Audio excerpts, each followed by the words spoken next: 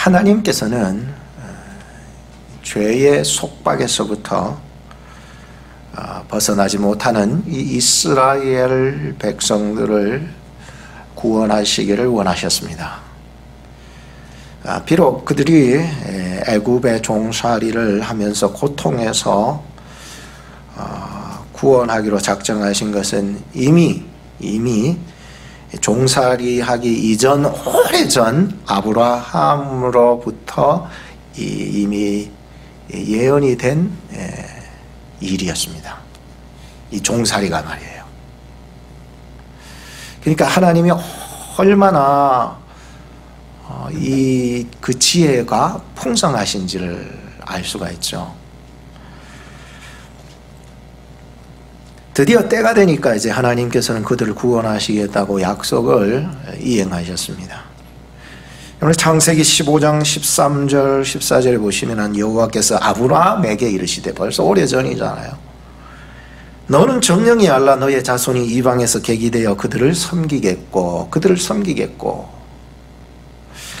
그들은 400년 동안 너의 자손을 괴롭게 하리니 그 섬기는 나라를 내가 징치할지며 그 후에 너의 자손이 큰 재물을 이끌고 나오리라. 보세요.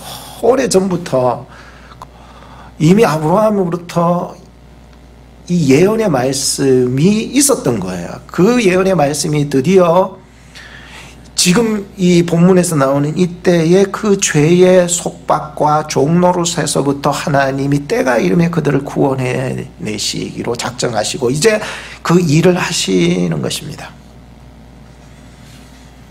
그래서 이스라엘 백성들이 애굽에 종살이하게 된 것은 하나님의 섭리 속에 있었습니다.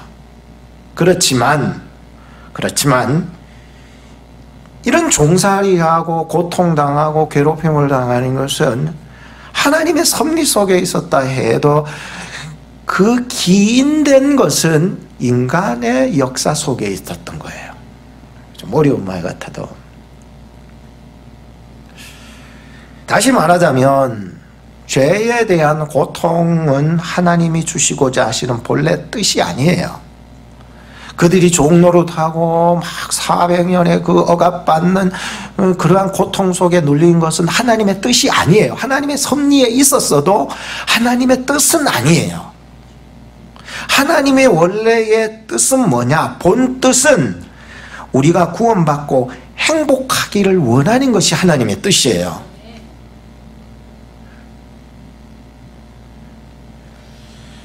심판받고 고통받고 불안해하고 불행하고 이런 것들은요 하나님의 뜻이 아니었어요. 인간이 이렇게 행복하기를 바라시는 하나님의 뜻이 어디 있느냐? 그것은 관계에 있습니다. 관계에. 예를 들자면 에덴 동산에서 하나님이 선악과를 두신 것은 일부러 죄짓게 만들려고 두신 것이 아니에요. 거기 선악과를 두신 이유에는요 하나님의 약속이 있고요 신뢰관계를 통해서 하나님과의 온전한 사랑을 만들어가게 하시는 하나님의 원뜻이 그 속에 있어요. 만약에 하나님의 신뢰관계가 깨어지게 될 때에는 이 선악과 이런 하나님의 말씀은 잣대가 되는 거예요. 불신하는 자에게는 잣대가 돼요. 신뢰관계가 형성된 자에게는 사랑을 이루어가게 돼요. 그것도 온전한 사랑을 말이죠. 그래서 지금 하나님이 행복을 바라시는 그 본래의 뜻은, 본뜻은 관계에 있습니다.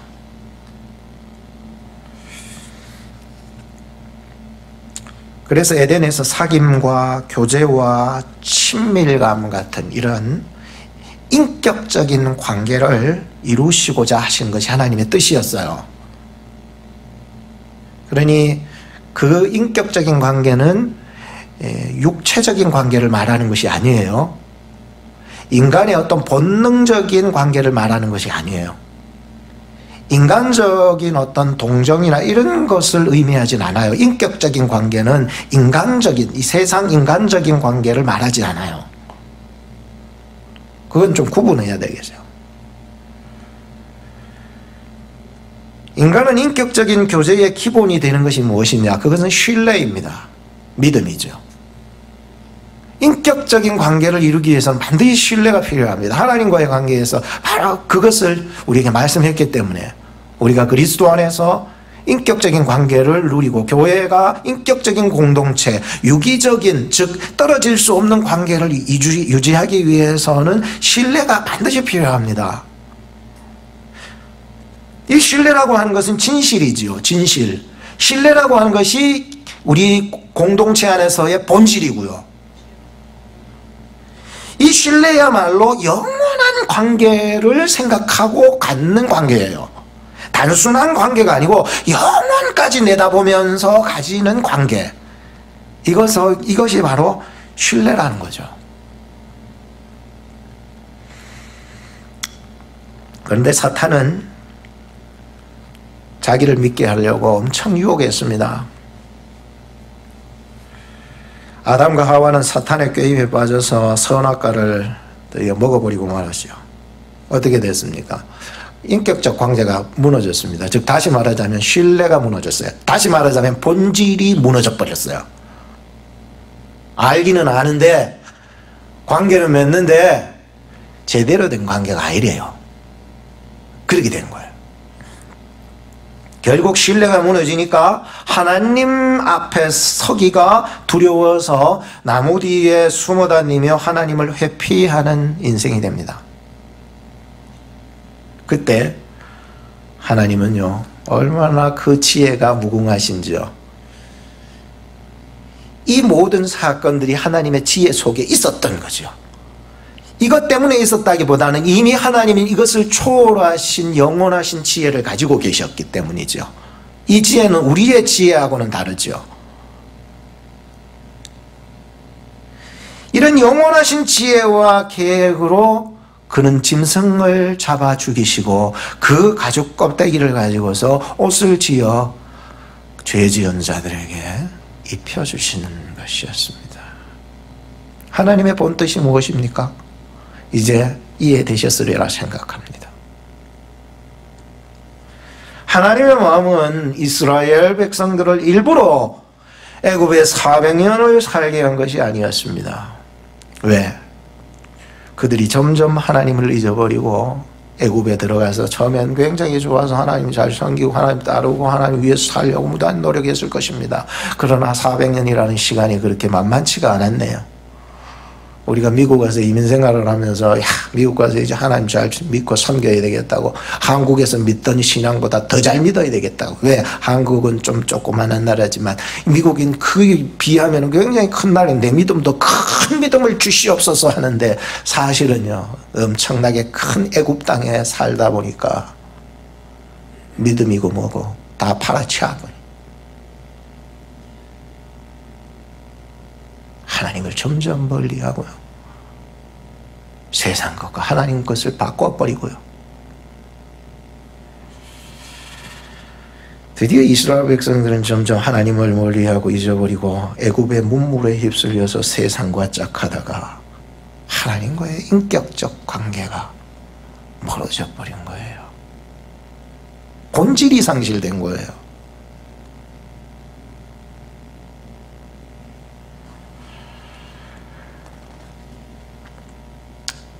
그래서 아담 이후에 모든 인간의 본성은 유혹에 약하다는 것을 알게 됩니다.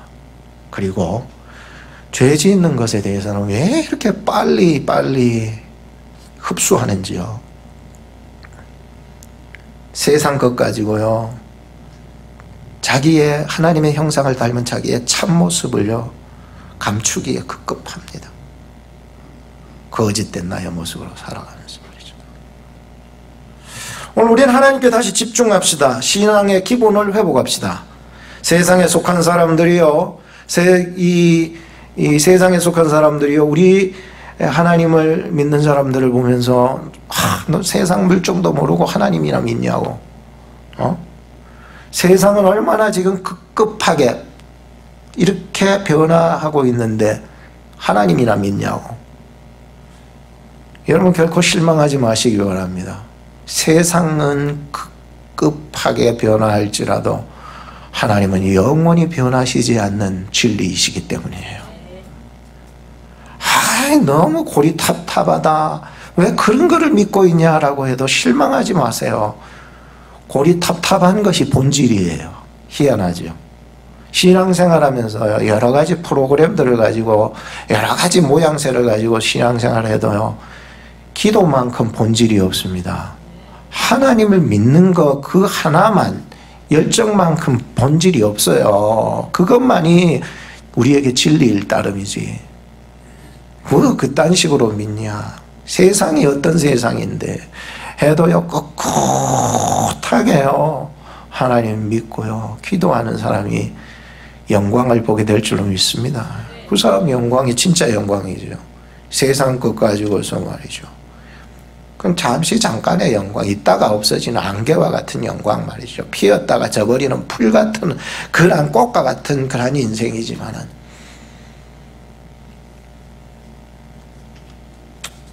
오늘 우리는 본문 말씀을 통해서 앞뒤가 완전히 막혀버렸잖아요. 그런 인생 속에서 하나님께서 이 상황을 어떻게 변화시켜서 영광을 받으시는지 살펴보고자 하는 거예요. 첫 번째는 가만히 있을지니라 라고 말씀하고 있습니다. 13절과 14절인데요. 이스라엘 백성들에게 가장 치명적인 약점이 있습니다. 약점. 여러분 약점이 있죠? 이스라엘 백성들에게 약점이 있어요. 그게 뭐냐 하면은 쉽게 두려워하는 마음과 가만히 있지 못하는 마음이 있어요. 이런 마음 때문에 어떤 현상이 일어나냐면은 쉽게 분노하고 쉽게 원망합니다. 하나님은 이스라엘의 구원을 위해서 모세를 설득하셨고, 모세는 애굽 왕을 찾아가서 10번이나 이적을 보이면서 보내달라고 설득을 했습니다. 애굽 왕은 9번이나 안 보내주더니 10번째 드디어 애굽의 모든 장자와 짐승들의 첫째가 다 죽어가는 것을 보면서 드디어 그의 완고함이 꺾이게 되고 이스라엘을 애굽에서 보내주게 됩니다. 그렇게 해서 이제 애굽 땅에서 빠져나왔는데 큰 난관이 부딪혔습니다. 그게 뭡니까? 하나님께서 모세를 통해서 그들을 인도한 길은 바닷길이었습니다. 홍해의 바닷길이었습니다. 세상에 이런 길이 어디입니까? 하나님께서 우리를 꺼내 주셨으면 이 길이 형통한 길, 평탄한 길이 되어야 되는데 바닷길이 나왔습니다. 설상가상 그렇게 쉽게 보내주었던 애굽 왕이 마병과 군대를 이끌고 그들을 죽이려고 쫓아왔습니다. 여러분들, 이건 진퇴양난이잖아요. 앞으로도 갈 수 없고 뒤로도 갈 수 없어. 내가 어떻게 해야 될지 모를 때에 우리의 영혼도 마찬가지죠. 우리의 삶도 마찬가지죠. 우리의 생활도, 우리의 비즈니스도, 여러분들의 모든 삶 속에서 이런 진퇴양난의 경우가 찾아올 것입니다. 평탄한 길만 없다니까요. 형통한 길만 없다 했겠네요. 인생을 살아가다 보면은 막히는 길이 있는 거예요. 뒤에는 막 나를 죽이려고 하는 이런 사람들이 쫓아올 수 있다는 거죠. 이때 이스라엘의 약점이 튀어나옵니다. 그들의 약점이 뭐라고요? 두려움과 성급함입니다. 이게 약점이에요.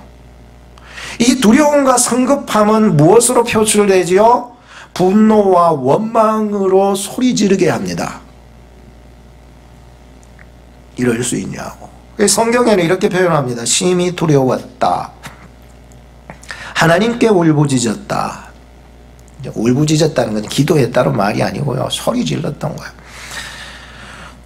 그들이 또 모세에게 말했다. 또 말했다. 이거는 뭐 가서 뭐 건의하거나 뭐 이런 얘기가 아니죠. 원망했던 거죠.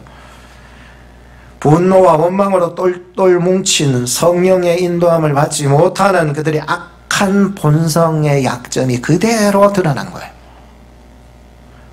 우리도 살아가면서요, 우리 본성이요, 성령의 이 통치를 받지 않으면은요, 악해요. 그래서 항상 하나님, 나는 이 기질이 이스라엘하고 똑같아서 두려움도 많고 성급함도 많아서 분노하고 원망도 막 그렇게 해요. 성령께서 나를 통치해 주세요. 나 다스려 주세요. 매일매일 성령의 인도함을 받기 위해서 뭐 해야 될까요? 기도하세요. 약하기 때문에 그렇다니까요. 아담 이후로부터 모든 인생은 다 악해가지고 안 돼요. 이게 오늘 다르고 내일 다르고 아침 다르고 저녁 다르라, 지금 다르고 나가면 다르라. 이게 인간이라. 그래서 성령의 사람들이 되어서 하나님은 내 이 본성을 다스려 달라고. 이스라엘 백성들이 그렇게 좀 기도했으면 좋았을 텐데 400년 동안이나 애굽의 거대한 문물 속에서 기도하는 것도 까먹어버리고, 기도해도 하나님이 있는지도 없는지도 모르고 소리 지르는 것만 알지 기도의 의미를 모르는 거죠. 본질이 없기 때문에 그런 거예요. 기본을 다 잃어버렸거든요.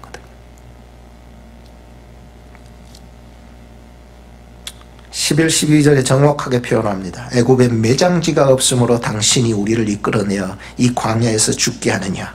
어찌하여 당신이 우리를 애굽에서 이끌어내어 이같이 우리에게 하느냐? 우리가 애굽에서 당신에게 고한 말이 이것 아니냐? 이르기를 우리를 버려두라, 버려두라. 우리가 애굽 사람을 섬길 것이라 하지 아니하더냐? 애굽 사람을 섬기는 것이 광야에서 죽는 것보다 나으니라. 여러분들, 이스라엘 백성을 나를 보듯 해야 합니다. 내가 이런 자 아닙니까? 내가 이런 자래요. 이스라엘 백성들은 애굽과 광야 속에서 갈등하고 있어요. 어디가 어디? 애굽은 과거, 광야는 현재. 애굽과 광야에서 갈등을 하고 있어요. 혼란이 일어난 거예요. 애굽에서 살고 있었더라면 이렇게 죽지 않았을 텐데 지금 여기 광야로 나왔다가 비참하게 죽을 지경이었다고 한탄하고 있습니다. 분노합니다. 원망합니다. 악한 본성대로 표출합니다. 이런 반응은 선한 공동체의 반응은 아닙니다. 오늘 우리 교회가 선한 공동체가 되자고 이렇게 표도 저 끝머리에 내가 적어 놓기는 했는데 참 선한 공동체의 모습은 아니네요. 하나님을 신뢰했다면 하나님과의 인격적인 교제가 늘 잘 일어나고 하나님과의 사귐과 친근함이 늘 이루어지고 있었다면 어려움을 대처하는 반응은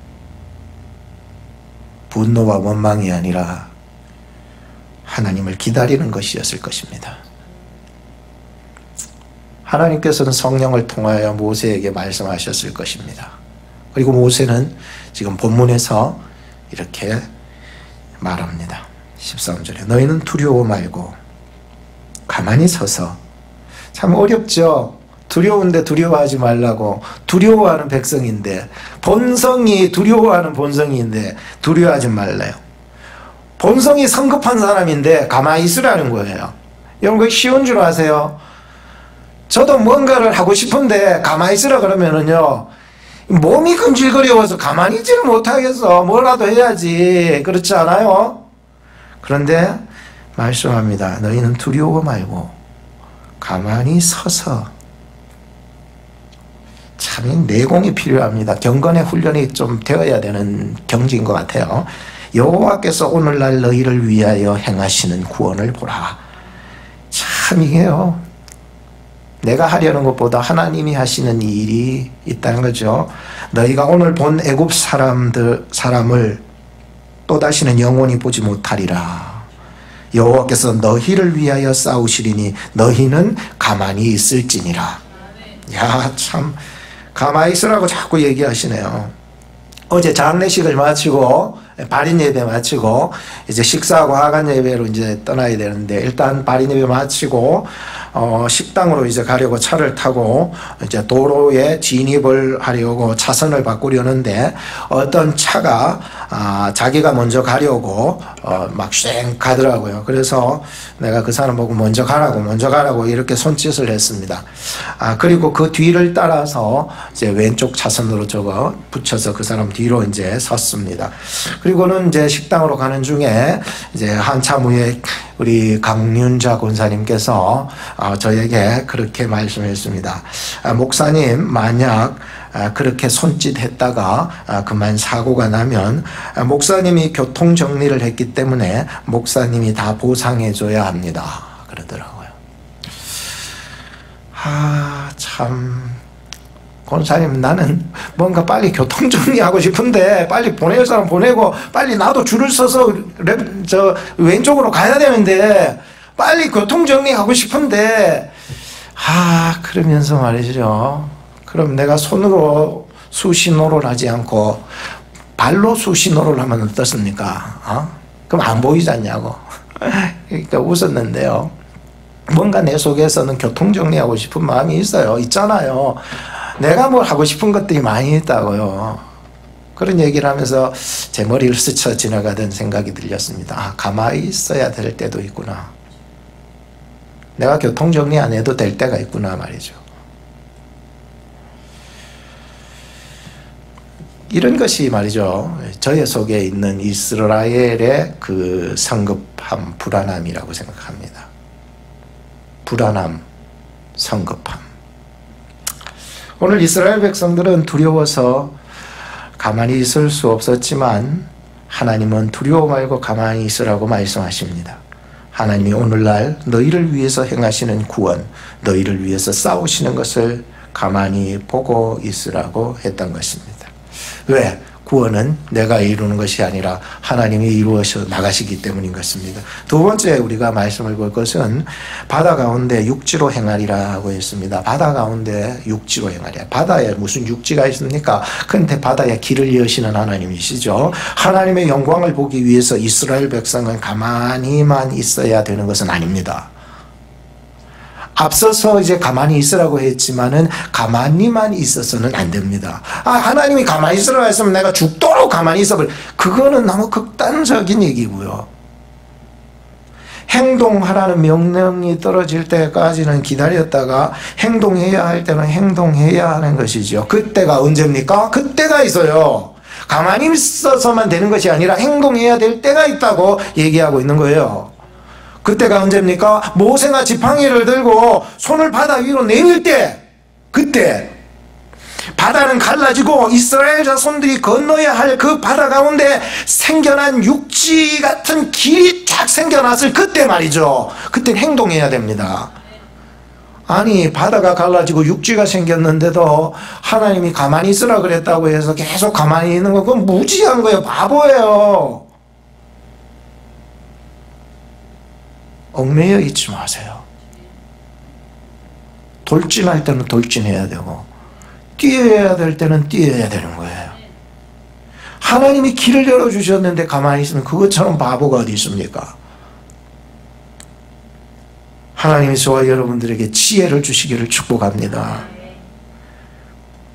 하나님은요, 애굽 왕의 마음을 다시 강팍하게 하셔야 했습니다. 이 일을 이루시기 위해서.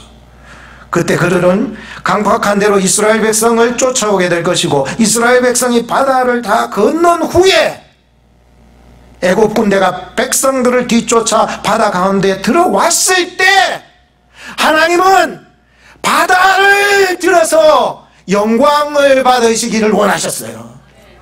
그들이 어떻게 멸망할지, 하나님은 어떻게 내 백성을 구원하실지 그 영광을 보여주시겠다고 약속했습니다.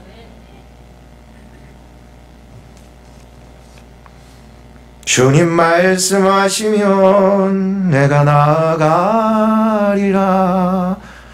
주님 뜻이 아니면 내가 멈춰서리라. 나의 가고 서는 곳 주의 뜻에 있으니 오 주님 나를 이끄소서. 이런 지혜가 있기를 축복합니다. 이런 지혜가 있어야 돼요. 하나님과의 이 인격적인 관계가 멈춰버리면요, 언제 가라 하는지도 몰라. 하나님과 교제가 안 되기 때문에 막혀버려. 그래서 교제가 중요한 거예요. 늘 사귐이 중요해서 하나님의 사인을 알고 가야 할 때를 알고 서야 할 때를 아는 지혜가 있기를 축복하는 거예요.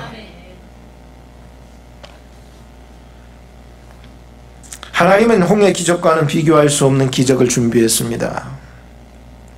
이사야 선지자가 이사야서 43장에 이렇게 말씀했는데요. 나는 여호와 너희의 거룩한 자요 이스라엘의 창조자의 너희 왕이니라.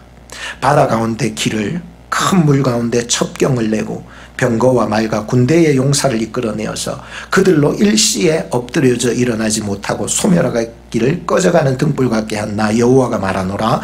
너희는 이전 것을 기억하지 말며 옛적 일을 생각하지 마라. 왜 이렇게 위대한 홍해 사건을 기억하지 말고 생각도 하지 마라? 보라, 내가 새 일을 행하리니 이제 나타낼 것이라. 여러분들이 오늘 본문 말씀을 통해서 보았던 이 홍해 기적보다 더한 기적을 보게 될 텐데, 그것은 바로 예수 그리스도를 통하여서 오늘 우리들을 구원하시고자 하시는 일이고, 우리를 구원을 통하여서 하나님이 영광 받으시기를 원하신다는 놀라운 새 일이었다는 거예요. 이거는 홍해 기적과는 전혀 이거는 차원이 달라요. 여러분이나 나나 이 억만 죄악에서 예수 그리스도를 통하여 구원받은 백성이 된 줄로 믿습니다. 이로써 우리는 하나님께 뭘 돌려야 돼? 영광을 돌려야 돼. 하나님 홀로 영광. 이건 내가 한 것이 아니라 누가 하셔서? 하나님이 하셨기 때문이라. 이미 하셨습니다.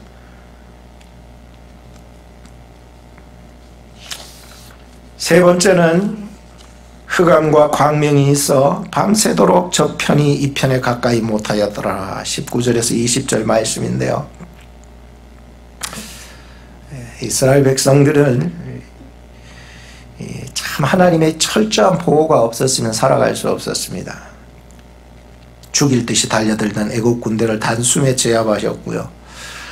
하나님이 보호하시는 백성에게 못 모르고 달려왔던 그 애국 군대들이요, 하나님께서 어떻게 역사에서 그들을 막으셨는지, 제압하셨는지, 통제하셨는지 볼 수 있어요. 이 사람들은 제압이에요. 통제가 되어야 돼요. 이런 대적들은요, 완전히 하나님이 보호할 백성들을요, 완전히 제압하려고 그러고 통제하려고 그러니 하나님의 더 큰 제압과 통제로 그들을 묶어두어야 했습니다. 하나님은요, 우주 만물을 들어서 그들을 통제하십니다. 뭘 들으십니까? 하나님의 천사를 들어서 그들을 막으시는 거예요. 하늘에 구름을 똘똘 뭉쳐와가지고 그들을 막으시는 거예요. 이 놀랍지 않아? 어두움을 몰고 와서 그들을 막아버리시는 거예요. 그러니 그들이요, 앞을 볼 수가 없어요. 뭘 전진하려고 해도 앞이 안 보이는데 뭐들 전진하겠어요. 하나님이 막으시면은요, 절대로 전진할 수 없습니다. 그런데 놀라운 것은 성경을 보니까 이스라엘 백성들에게는요, 대낮 같은 광명이 있었습니다. 이야, 참 놀랍습니다. 누구라도 범접할 수 없는 그러한 보호 속에서 하나님께서 내 백성을 지켜 나가십니다. 여러분들이 이 세상을 살아나가면서 하나님이 여러분들을 도우실 것입니다. 믿으십니까?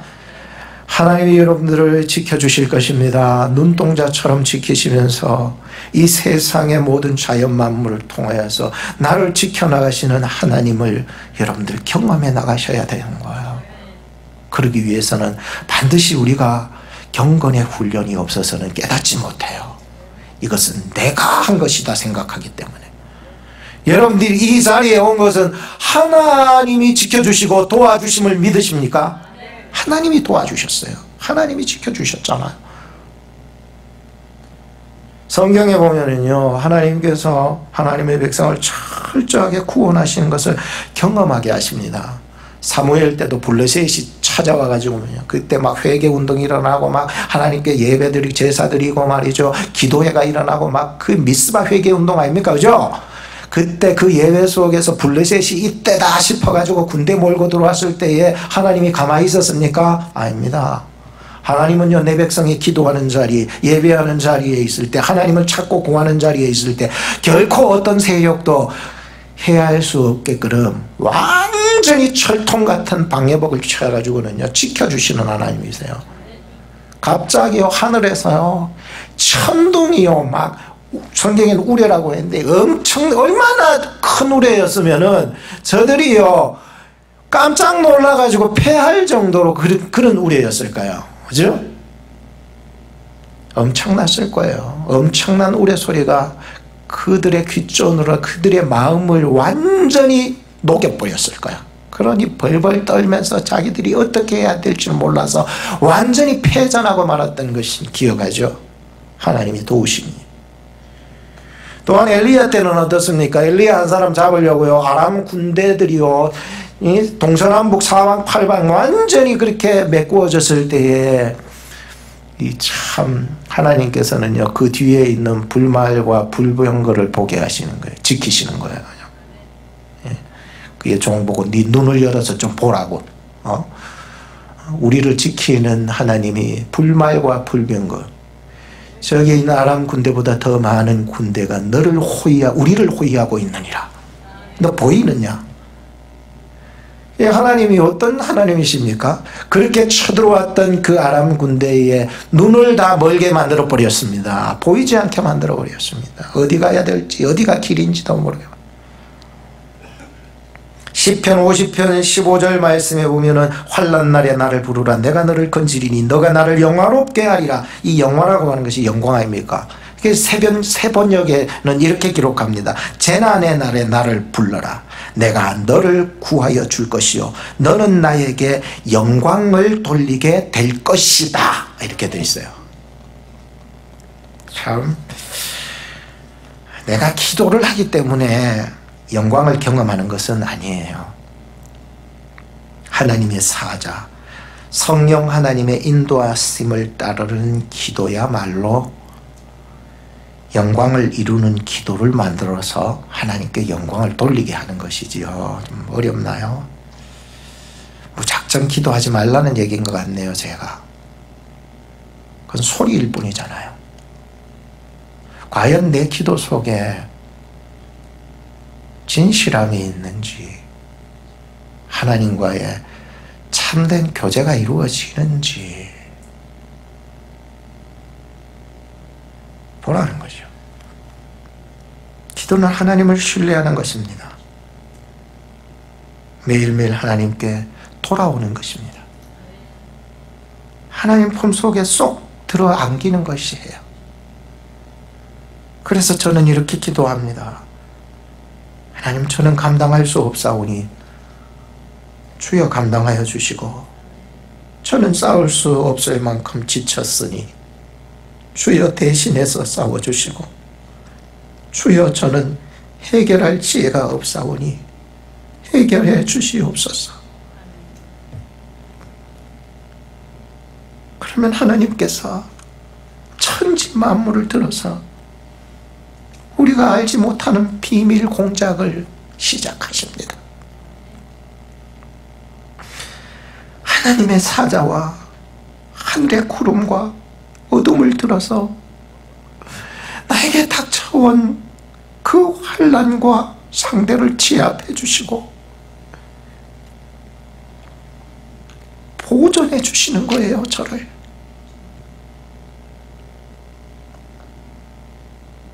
저나 여러분들, 우리 교회가 주님 앞에 이르는 그날까지 영원토록 보존되기를 축복해요. 여러분들의 삶에 하나님의 도우심을 믿으십니까? 장차 일어날 환난이 우리에게 닥쳐질 때에 하나님이 우리를 지켜주실 것입니다.